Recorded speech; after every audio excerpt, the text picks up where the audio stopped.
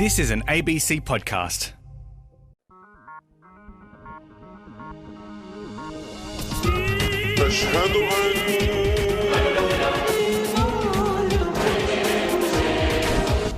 And hello, I'm James Carlton. Welcome to God Forbid. Well, December, can you believe it, is just days away. Where did the year go? Well, for many touched by COVID, they'll just be relieved to see it gone. And celebration. In Sydney and Melbourne, you can now actually have, would you believe, as many vaccinated visitors and friends and family as you like in your own home. Who could dream of this freedom? To feast with family and friends is now legal. Yet consumption itself never stopped being legal during the COVID lockdown. It just came more in the form of online shopping from home for some. In fact, for some, overconsumption and gluttony under lockdown. We've seen such an explosion in online spending from those who can afford it, and a collapse in spending on the essentials from those who can't, those for whom this has been a career or business or life-destroying experience.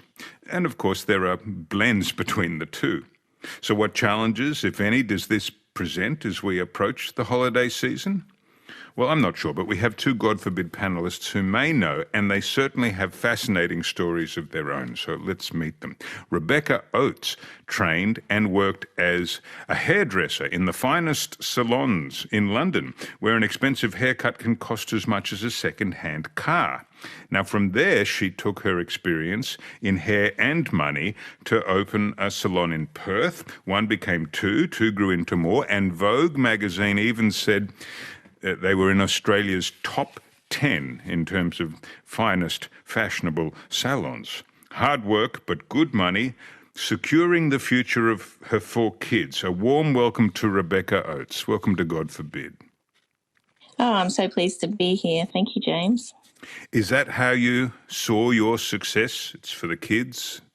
Yes, yeah, absolutely. And also just for the flexibility of family, owning your own business gave me some incredible flexibility to be able to have a business and also be around with my family and kids when they were young, which is wonderful.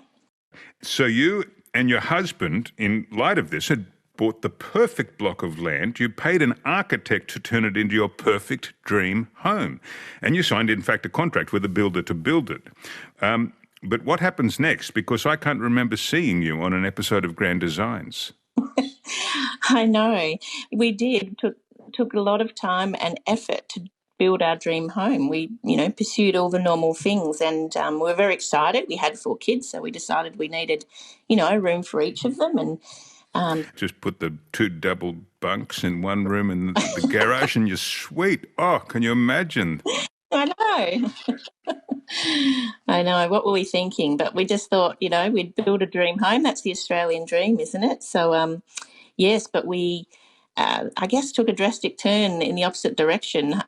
Even though we'd committed to financially to this house and the design, but we were sitting in the architect's office finalising the smaller details, and he started to talk about our kitchen, the dream kitchen, where I'd suddenly turn into an award-winning chef for some reason in my mind. But he was talking about the cabinetry and how, of course, the cabinetry would have soft closing drawers because that was standard. And for whatever reason, my life just flashed before me when he said that. And he said, of course, you would want these soft closing drawers. And I just realised that actually, no, I don't. He assumed this for you had taken a life turning point experience for you. There was a giant signpost in your life. I'm going to the next stage as a mother, as a wife, as the leader of this family, as a runner of successful businesses, and I'm making my decision to use that profit and wealth to go to the next phase. And then it was put to you. The next phase is you can now get soft closing drawers, and you can buy a tap that does all weird things like boil water and filter it. And there's, of course, some people who don't even have taps of any kind. Yes. And then you got this shock. Yes, absolutely. I just, for the first time, seemingly saw the absurdity of the world where, if my drawer was to bang, that might make my life uncomfortable. So let's get about making a mechanism to avoid that discomfort. Meanwhile, there's mothers around the world who are selling their daughters because they're so desperately poor. It just made me feel sick about myself. Yeah.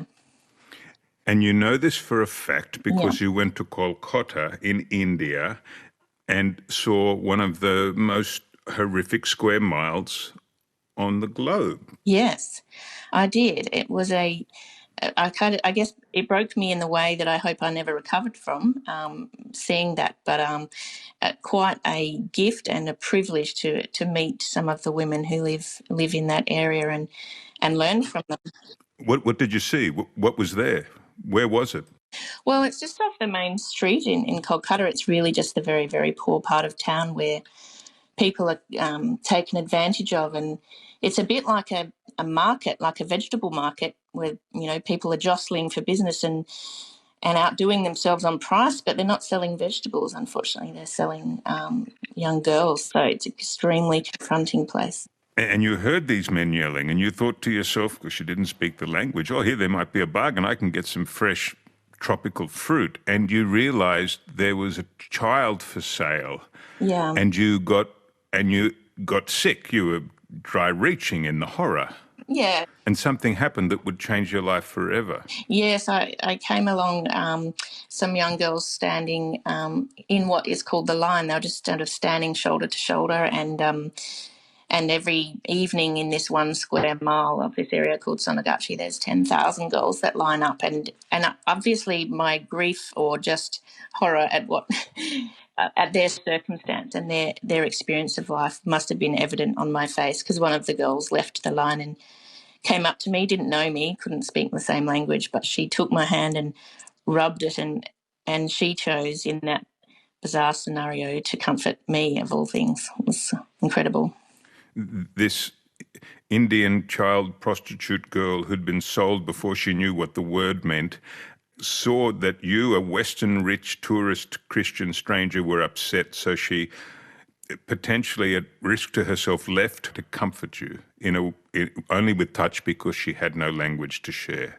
Yeah, that's right. She chose to make a relational connection with me and kind of, comfort me, even though, she was the one in the real discomfort. Yeah, quite incredible. What did you take that to mean? You'd grown up your whole life with this, I don't know if I can call him a stern Baptist pastor who told you about a loving God, and yet you had to reconcile that with a world filled with the horrors of which you speak. Where's the love there? Yeah, I think I really had to, wrestle with the idea, even as a young kid, that God, if we believe in a loving God, I certainly do, in a generous and loving God, and yet there's so much heartache and pain in the world.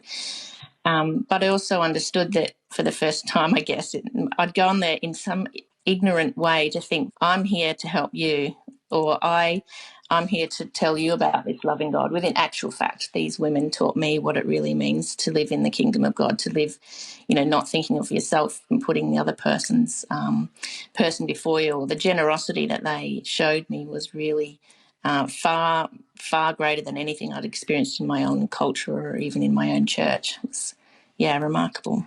Well, after learning about you as a woman and a human being, I suppose I should add your label, which is that you're the Director of Marketing and Communication at Baptist World Aid Australia. But it's not just a label, because it's a calling for you as well. We'll learn more about that in the program to come.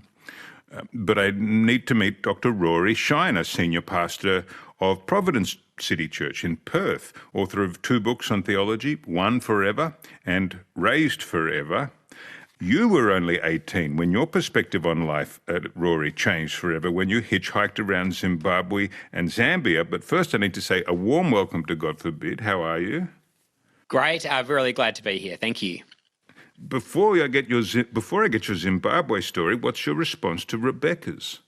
Yeah, I mean, it's extremely moving. It's unbelievable to consider the life and circumstances of those girls, and profoundly moving to think of what it's done in Rebecca's life, and that encounter, that moment of grace from that young girl. It's extraordinary.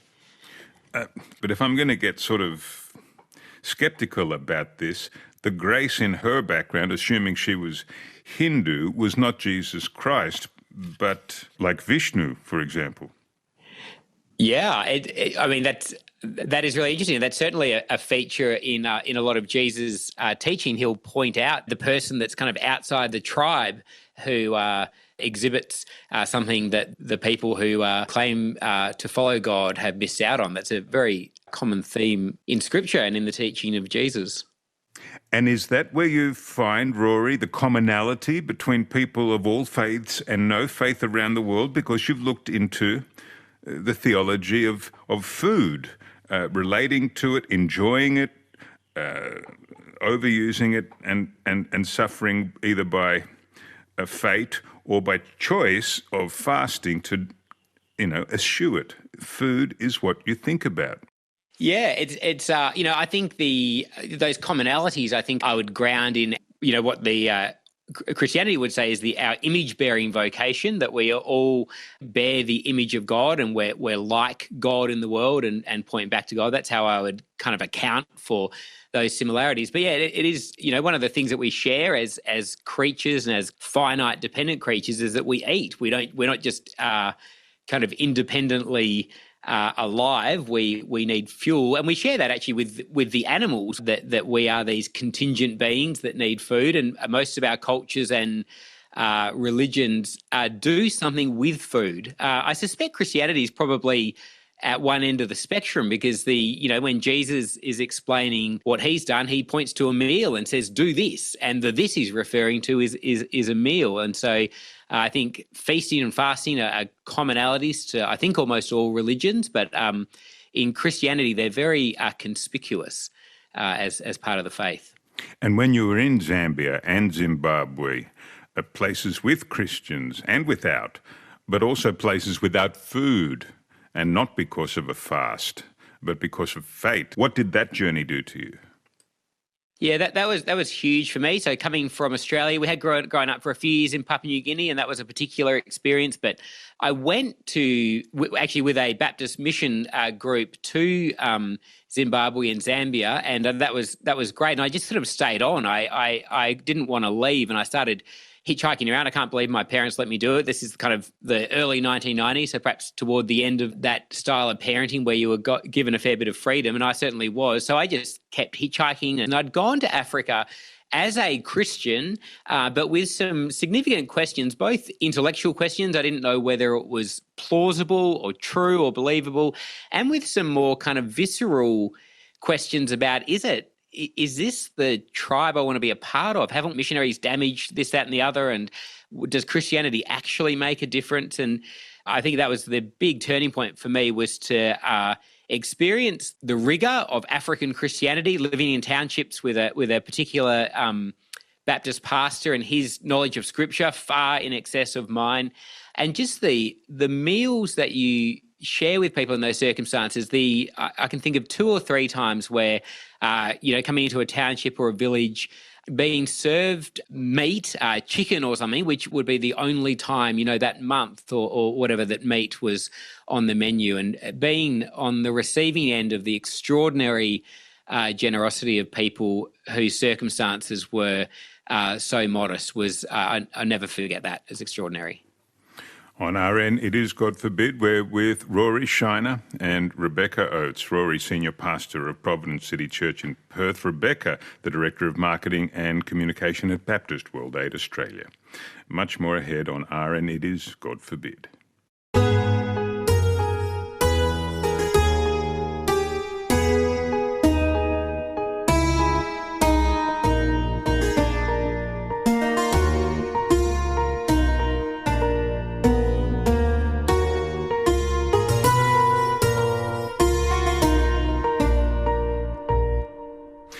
The first Christian to compile a list of deadly sins was Evagrios Ponticus, a monk who lived an ascetic life in the Egyptian desert. And it's no surprise then that gluttony was the first on his vice list.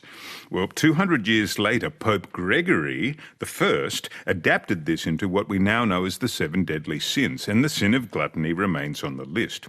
The Jewish tradition, much earlier and ongoing, keeps no such lists of sins per se, but that doesn't mean there's no teaching on these topics. Rabbi Jeremy Lawrence spoke with Rachel Conn for The Spirit of Things, and Rachel asked, what does the Hebrew Bible say about gluttony? The very first problem in the Bible seems to be food-related, and it was eating in the Garden of Eden, and it was eating food which we're told Eve saw that the tree tasted good. Even before she felt it tasted good or had a desire for it, there was something in her mind that wanted to have it. And then there are a succession of tragic characters who drink too much, like Noah, like Lot, like Sisera, and finds himself killed as a result of it. And so the Bible warns against overindulgence. And where it says in Leviticus, Kadoshim Tihiyu, you should be holy, many of the commentators understand that as you should separate yourself. And what is it you should separate yourself from? From excess. It's important to enjoy the things in this world, but not to overindulge. And indeed, the commentaries look at it, say, you should eat food, but you shouldn't overeat food. You should enjoy passion and love, but you should regulate your passion and your love. So enjoying the world is good. Overindulgence, definitely bad. Rabbi Lawrence, what about the observance of kosher food laws? How does that affect the relationship that one has with food? You say a certain food isn't allowed and it creates some kind of desire within the Torah. We've given a whole slew of animals, many of which are not readily accessible, but others which are, like a pig or a camel that we're not allowed to eat, and meat with milk that we're not allowed to eat. On the verse that I referred to before, it says you should be holy, and that meant you should separate. So Nachmanides says, if you're walking past a butcher's shop and you see this huge pig hanging up there, you're not supposed to say, how revolting, how terrible, how could people eat such things? You're supposed to say that, this is food and God has provided it in the world, but it's not for me to eat. And I've got a measure of self-censorship in that. And really, holy living is the ability to choose between the extremes. Every one of our festivals is heralded by making kiddush, sanctification, and the sanctification is over wine. And wine can lead to the very worst excesses. But in saying we're sanctifying the festival with wine, what we're saying is we are allowed to bring joy into our world, but we need to know exactly when to stop and not to indulge in gluttonous excess. Well, that's Rabbi Jeremy Lawrence, previously of the Great Synagogue in Sydney, now serving at Finchley United Synagogue in London. He was speaking with Rachel Conn for The Spirit of Things. A link to the full episode will be on the God Forbid website. Well, Rory Shiner, that was a Hebrew Bible perspective, but you say moving into the New Testament through the entire Gospel of Luke, we're talking about food, Jesus is seemingly either going to a party with food, at a party with food, or having just left the party with food. Yeah, that's right. It's one of the most conspicuous things in the life of Jesus, and especially, as you say, in the Gospel of Luke, that one of the things his contemporaries noticed about him was the just his conspicuous habit of going to parties, to feasts, and to feasts with the wrong sorts of people. So the company he kept, and evidently the way he conducted himself at these feasts. He wasn't the stern Puritan in the corner looking disapprovingly. There was some sort of lived parable there that he was communicating something with the kinds of parties that he went to and the kind of company that he kept at those parties. It's a very striking part of the story of Jesus. So what is Advent, this season we are in within Christianity, and what does it say about these things?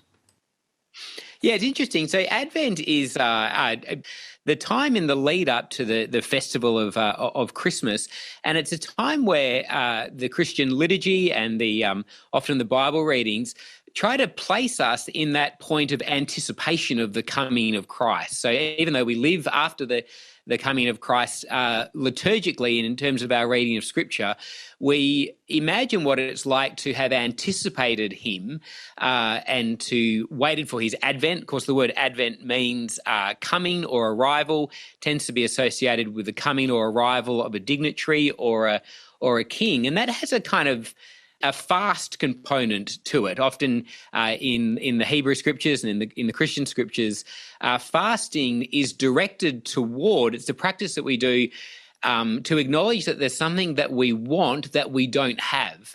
And so fasting often has that directedness for it. And so Advent is technically fast, because it's us entering back into the experience of waiting for the coming of Jesus, with whom we feast. So Christmas is a feast after the fast of Advent. And this is why Rebecca Oates, theologians say one of the key virtues of Advent is patience. It's a time to reflect on waiting for God in the Christmas season to come. They say Christmas comes earlier and earlier each year, and that's one of the few things that isn't the church's fault. How's patience going today, do you think? Well, I can speak personally and say that it's a constant challenge to be patient and just to live in the moment and not be living in the future and what will be and what can I do and what next thing, and just living in the present moment. Or the past. Yeah, or the past. Yeah. I think culturally we're not particularly good at living in the present or waiting. So what does that mean in a sort of season of enforced abstinence? We've had one enforced by the government, not going out, enforced by the virus, and enforced moderation, no parties. Has this strange, unique year changed anything? I think it certainly has. I know in my family we've found time to do things, play games and play table tennis and be present with one another instead of going out to find the next thing, having to wait and be patient. But actually, the fact that it was forced on us there was actually some relief in that, actually. Oh, no, I don't have to go out. I can stay home, even though obviously it's been an extremely difficult time for many people. That part of it, I think, has been a valuable thing, certainly for our family, to be forced to wait has been good. We often hear this term, the real meaning of Christmas, but what does it even mean? What does even the expression mean? The cultural pull to give gifts and to eat lots is inescapable, or the cultural pull to be invited to a Christmas meal where you are affirmed, and perhaps the loneliness comes with being alone on the day. I mean, what do you do as a Christian or as anyone else? Yeah, I think sometimes it's also easy to kind of do a tick box exercise at Christmas to think I've connected with someone because maybe I've given an anonymous, gift under a tree, or I've done a basket for someone, but forgetting that actual real connection of that person next door or the person at the checkout. And that's in some ways far more meaningful, to actually know the person that needs the food as opposed to just at arm's length being generous at Christmas, I think is a challenge, but a really valuable thing to do at Christmas where we can. Well, thank you, Rebecca Oates. On our end, it's God forbid. We are with Rebecca. She had a special relationship with India, where events there inspired her to change her life from a hardworking and successful hair salon businesswoman to service of another kind, Director of Marketing and Communication at Baptist World Aid Australia. And also we're with Rory Shine, a senior pastor of Providence City Church in Perth, the author of One Forever and Raised Forever. He's a regular contributor to the Gospel Coalition Australia website as well. I'm James Carlton. It's God forbid.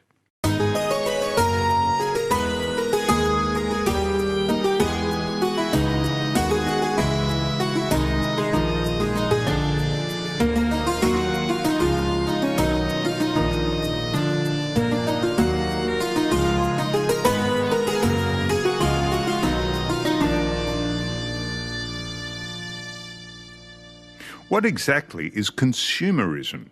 Is it simply about buying more things and accumulating more possessions? Maybe it's about owning luxury items, a wardrobe that says you're all class. Or maybe the latest gadgets and phones are the way to say to people you're up to speed with technology and developments. Or maybe consumerism is simply not caring about the impact collective spending and purchasing has on people and environments. Damon Young is an Australian philosopher and the author of more than a dozen books, so he knows about moderation and extremity. He explains why consumerism is more than just buying and amassing things. Consumerism isn't simply buying and spending too much or filling the planet with waste. These are just symptoms of a bigger sickness. Consumerism is a modern way of looking at the world and ourselves. For a consumerist, the planet is a market. We exist to buy and sell commodities within this market, and commodities have no value other than their price. They also have no past and no future. They exist in the marketplace or not at all. In this world, buying and selling is the chief good. We must consume this way or we risk financial crises.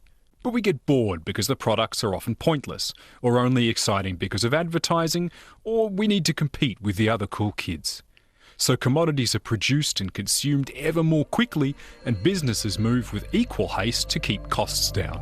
Lower wages and fewer health and environmental laws. It doesn't matter that we've lost 10% of the planet's wilderness in 10 years, or that there are some 5 trillion pieces of plastic in the oceans.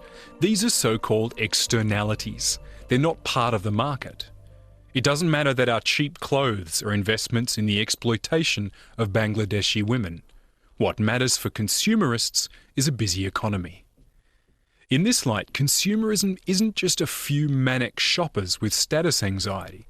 It's a global system which is maintained by governments, corporations, lobby groups, and many millions of so-called rational consumers. How do we overcome consumerism?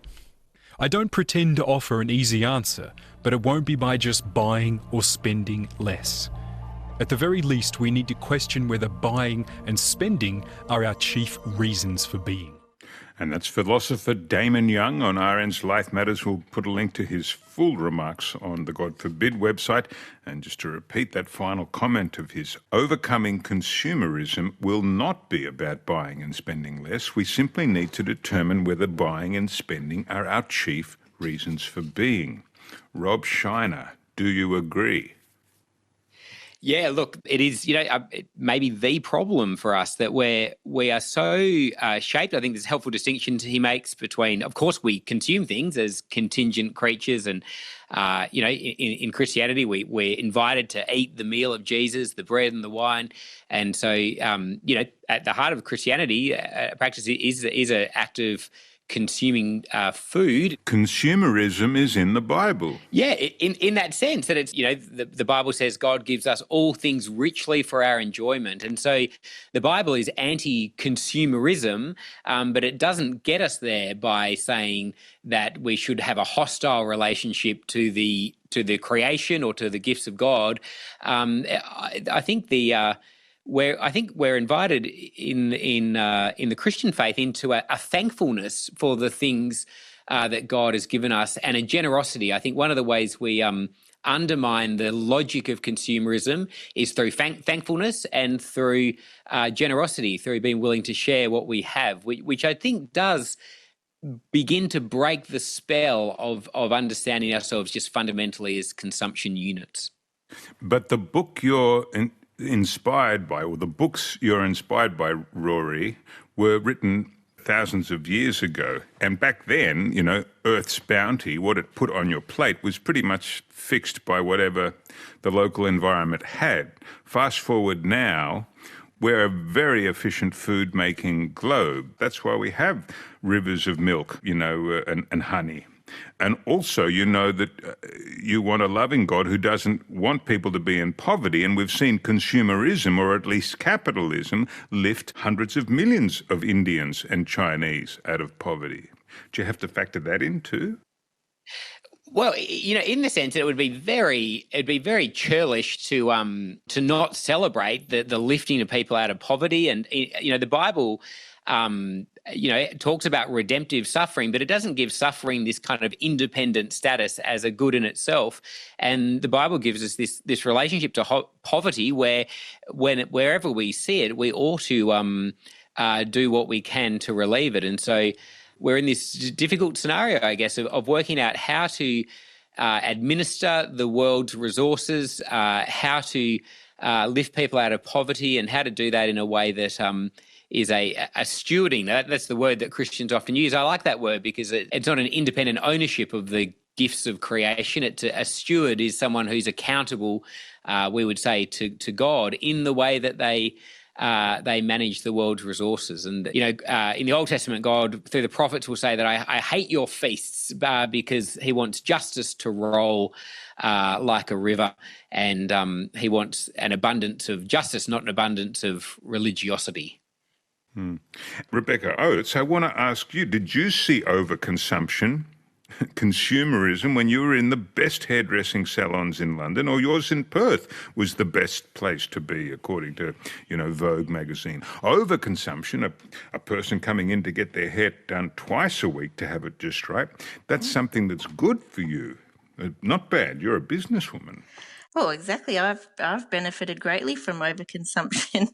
I think I probably would note that it's great to enjoy the abundance that God's given us. He's a generous God, and it's good to celebrate that. But when it becomes something that I need to do, when I define myself by my consumption, then that's, I think, when it becomes quite unhealthy. And that's you can do that with having your hair done, with food, with retail purchasing, with anything really. With consumption, when you can't not consume it, then I think it becomes a problem. And often the variable is brand, what a brand means. So tell me about the clients you had who wanted the product that was $1,000 as distinct from $200, even though you knew both were just as good. Yes, I think it's certainly in big cities like London, you can charge a great fee, because especially for some people it really is irrelevant how much it is. If they want it, they'll buy it.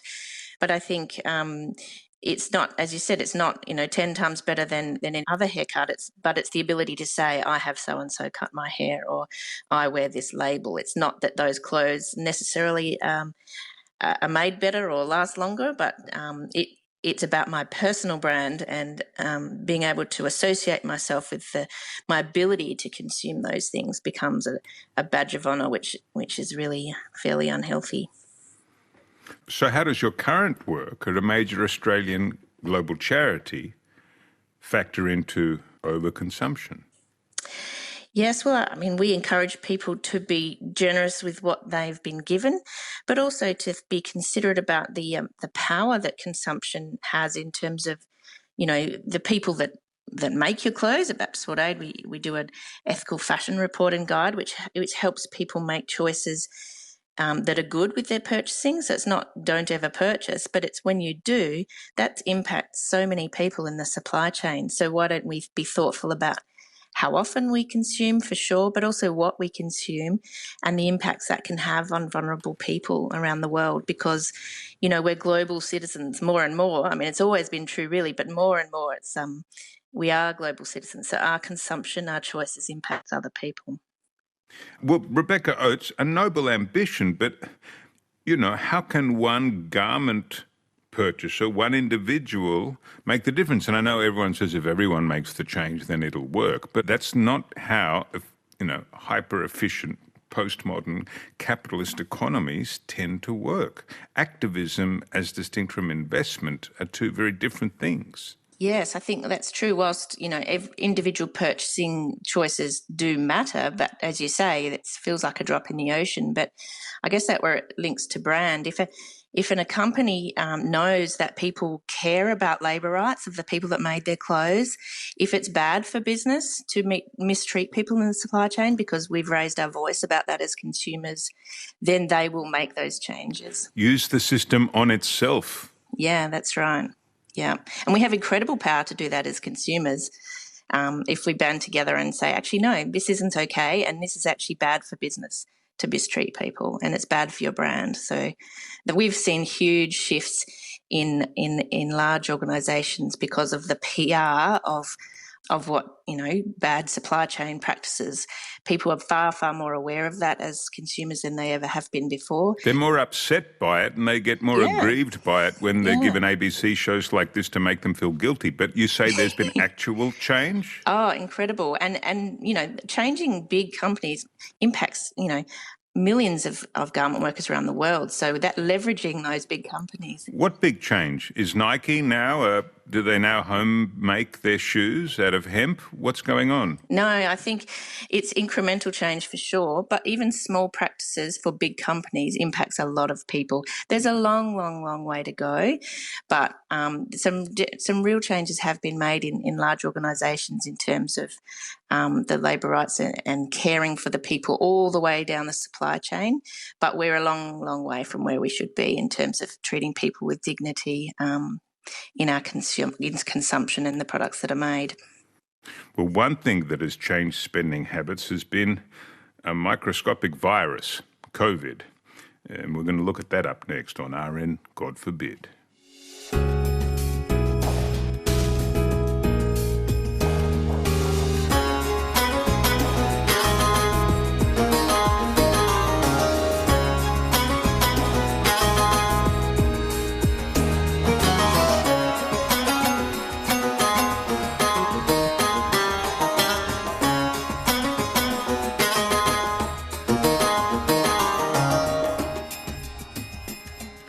COVID-19 has shifted a lot of our daily habits. Many of us started working from home, schooling from home, and we turned online to buy more of the things we do and the things we don't need. In fact, more than 4 out of 5 households in Australia shop online. And Dr. Jonathan Baker, Senior Lecturer in International Business Strategy and Entrepreneurship at Auckland University of Technology, told RN's Paul Barclay COVID-19 has turbocharged the e-commerce trend, and the numbers are in to prove it. Yeah, there are actually. Euromonitor over in Europe have released some new figures on that, on 2020, what happened in 2020, and the growth was just extraordinary. In Australia, there was a 22% growth in value of spending, so that went to 38.8 billion Australian dollars in online spending. And in New Zealand, it grew even more proportionally by 27% to 6.2 billion New Zealand dollars. So just absolutely extraordinary growth. And what are people buying online now and during COVID that we weren't buying online so much before? Are there particular categories that have accelerated more than other categories? Yeah, it's quite interesting. I mean, obviously, a lot of people were already buying sort of staples online, things like supermarket groceries, but that growth has also been amazing, and the supermarkets in both countries still maintain the largest market share in online sales. But interesting also in COVID, we saw things like espresso machine sales just go through the roof, and as a result then of course the supermarkets are selling a lot of coffee beans. Also there was massive growth in things like obviously cleaning products and things like wellness products and products for health and well-being. An increase in online purchasing means an increase in the packaging that is required to send all of those goods out all over the world. Items that are purchased online require more packaging and wrapping for shipping in addition to their existing packaging. And often this packaging is plastic. Is this the Achilles heel of e-commerce, that it can and does lead to more waste? I guess you could argue that, but I think if you took a more broad perspective of plastics generally, I mean, we've had problems with plastics now since the invention of plastic as a petroleum product. I'm doing a study at the moment looking at a historic case study of the way the plastics industry in the United States really managed to deflect all responsibility for this extraordinary waste that they were creating and instead force that responsibility onto individual consumers and then governments as well that have to have these agencies that run these recycling programs. So, I mean, yes, e-commerce has seen a growth in waste, and you're right, these products that if they were bought from a brick and mortar retailer, they would have just been sort of maybe, say, shipped on a pallet or in a box, and the consumer walks away with the product. Now, you know, it's got to be packaged and then often packaged again for the courier. On top of that, of course, is that products that are bought online are 3 times more likely to be returned, which is another set of packaging and shipping. But then it just comes down to how a business is going to respond to this and how are they going to respond to consumer concerns about this. Because there are some consumers, not all, but there are some consumers that are aware of this problem. Dr. Jonathan Baker speaking with Paul Barclay on RN's Big Ideas. We'll put a link to the full conversation on the God Forbid website. Pastor Rory Shiner, did you hear in there they mentioned the explosion in the number of purchases of these coffee-making machines one makes, which then require the coffee capsules at home? You've considered the fact that there's been an explosion over the COVID lockdown period in making bread at home.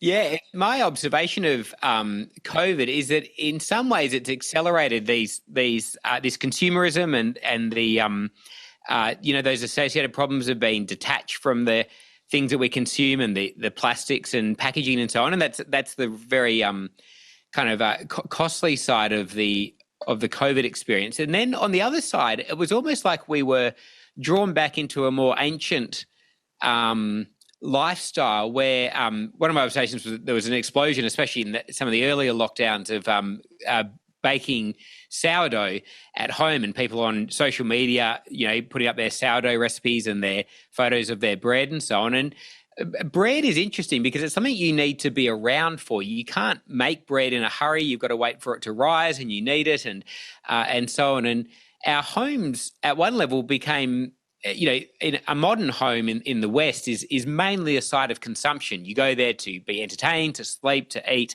and not a site of production, where historically homes were places where you produced more than you consumed. They were more about production, that you cooked and had crops and had your home industries and so on. And it was a very interesting experience, a very mixed experience, but interestingly and positive for us to be home again and to take those times to bake and those things that are more time costly but often quite rich relationally.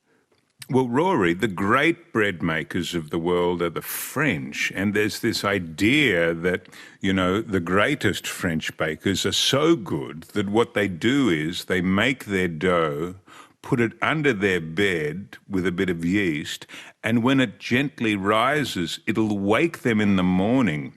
And so masterful are they at their artisan art that it'll just make this beautiful bread. And indeed, it does. I don't know how well, maybe they have an alarm clock now.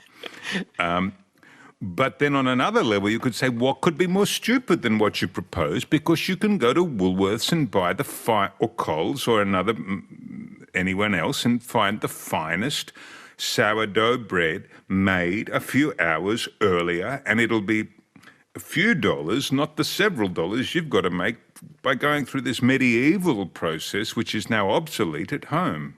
Yeah, that this is exactly the modern kind of dilemma that you were talking before about the alleviation of poverty and through capitalism making things making the price point lower, and then as we've heard in some of the inputs that we need to think about the ethics of how those price points got so low. Like, what were the circumstances under which they were made that the profit margin is so tiny? Efficiency. What are you suggesting? Woolworths and Coles and Australian supermarkets, how can they make bread that well?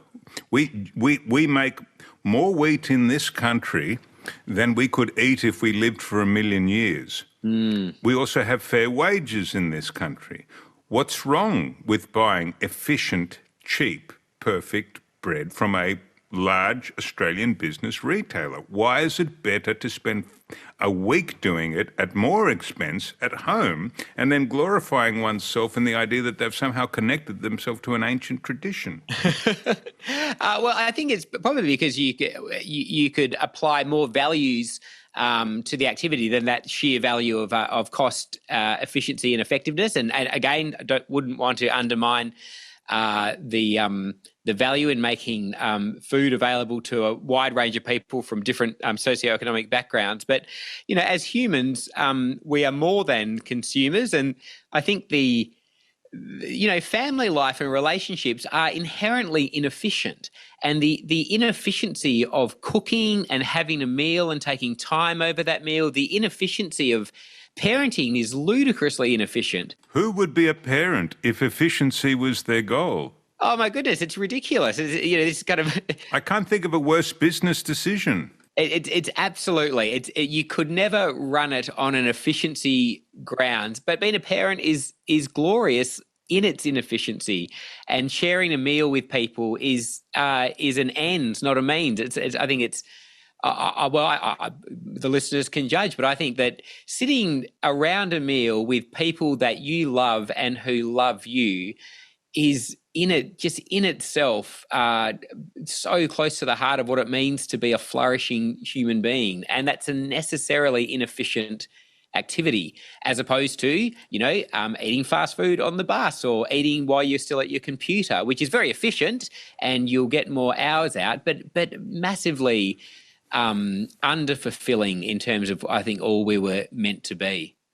And Rebecca Oates, is that why you still feel a connection to Scripture, among other reasons, where they just talk non-stop about inefficient farming methods, that is to say the farming methods pre the agricultural revolution of the 20th century, and yet the Bible, Old and New Testaments, every story is about food.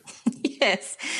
Yeah, I mean, there's a richness to it, isn't it? And I think we've skewed that a little bit. And I love what Rory said about sharing a meal together and the richness of that. And that's what Jesus loved to do, is to sit and be with people. And it wasn't a meal to show, look what I can do, look at my capacity to deliver a huge meal. It was just a celebration of life together in all its richness and fullness. I think it's beautiful. And a condemnation of life. Look at the man who declines his food to the other. The Jesus called the fool, the rich man who had so much bread and so much wheat that he needed to work out a way to store it. Yeah, incredible. I mean, I've seen some incredible generosity amongst people who have far, far less, materially than me, but their ability to share food and to cook a meal, I've even seen a group of women who earned their first living wage for the very first time, sort of 30 years into their working life, and yet they chose to actually split up their salary and share it with other people, their neighbours that they knew who didn't have work yet and who were still suffering. Just incredible generosity of spirit that real community has that, we've got a lot to learn from. But Rory Shiner, if you go to Western New South Wales right now, you will see the largest storage of wheat after a bumper crop in the entire Southern Hemisphere in silos that look like monuments of, New York skyscrapers. And all the wheat in there, 400 B triples come up each day to just take it away and export it overseas. And that makes Australia billions of dollars.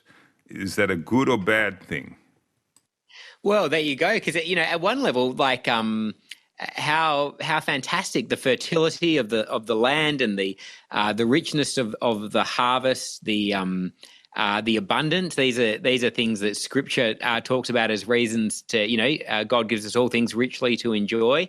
But it's, I think in the Bible, it's thankfulness and generosity are the two chief virtues that undermine the logic of consumerism. And the story you mentioned before, James, the rich fool, it's a great story that Jesus tells, because the guy, makes bigger barns, which at one level it's not unwise. Like he doesn't do anything in the story that's obviously evil, but Jesus says he wasn't rich toward God, that he was rich toward himself, generous toward himself, and not rich toward God, which in the Bible often cashes out in generosity to the poor. They often, in the Scriptures, the poor stand in the position of God as the one who is kind to the poor is honouring their maker.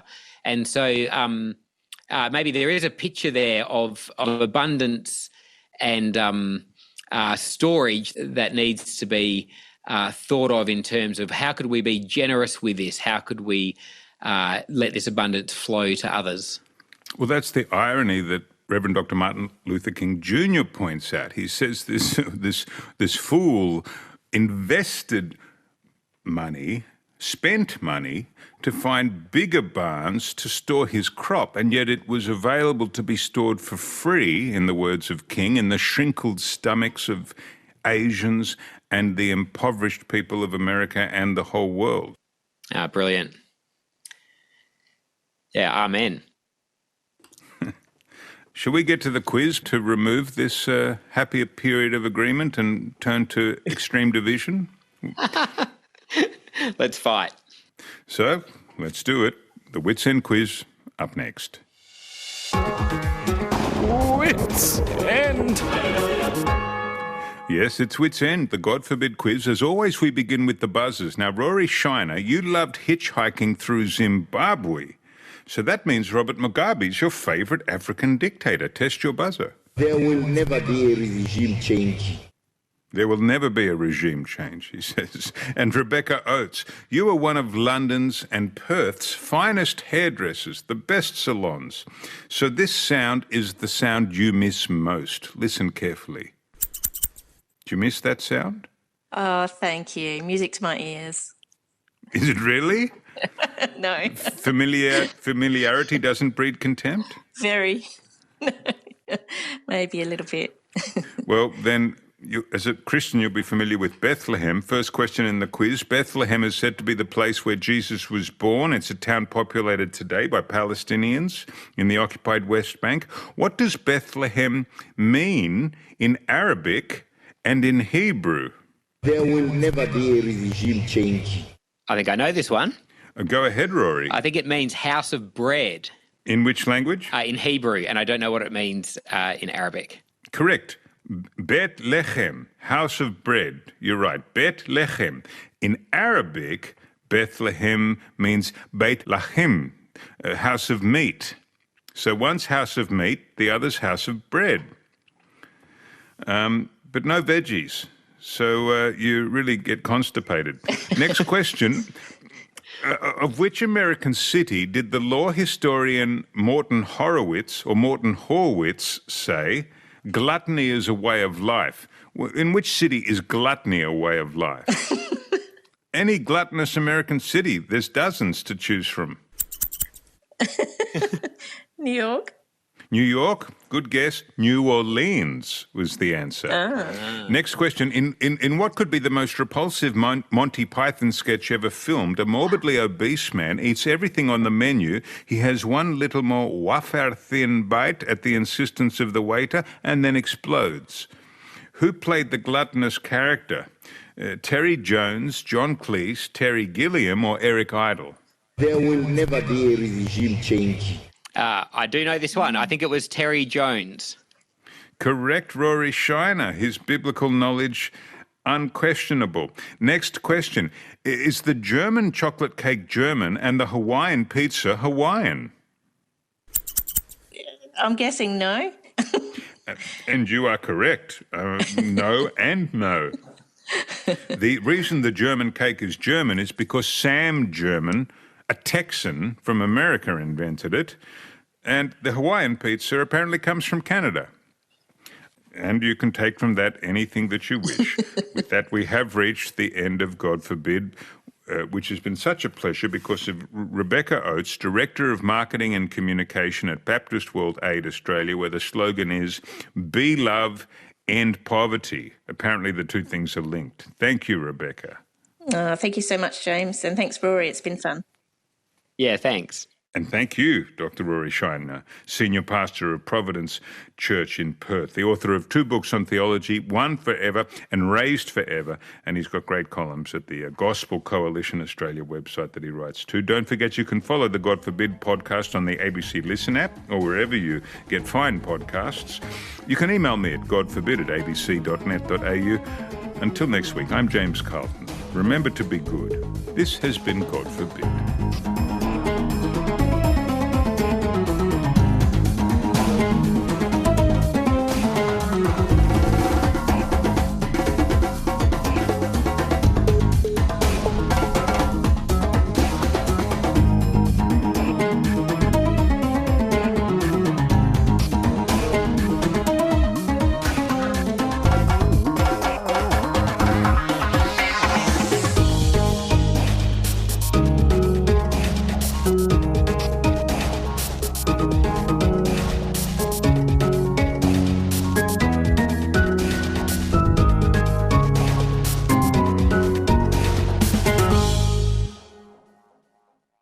You've been listening to an ABC podcast. Discover more great ABC podcasts, live radio, and exclusives on the ABC Listen app.